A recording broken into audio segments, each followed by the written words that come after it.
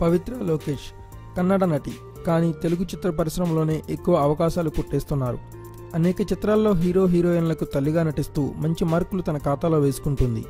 ప్రస్తుతం కాటమరాయుడులో శృతి హాసన్కు, దువ్వాడ జగన్నాథంలో అల్లు అర్జున్కు తల్లిగా నటిస్తోంది. తాజాగా ఆమె తల్లిగా నటించిన ఆ యంగ్ హీరోల గురించి కొన్ని ఆసక్తికర వ్యాఖ్యలు చేసింది. మెగాస్టార్ చిరంజీవి తనయుడు రామ్ చరణ్ కాస్తంత బద్దకస్తుడని, స్టైలిష్ స్టార్ అల్లు అర్జున్ ఎప్పుడూ తనను టీచ్ చేస్తుంటాడని శర్వానంద్ సహజ నటుడంటూ చెప్పుకొచ్చింది.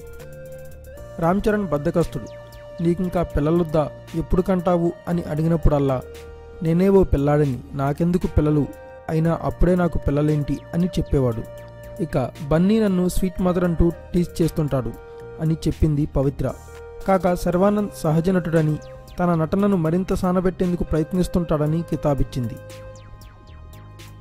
Thanks for watching. Please subscribe our channel.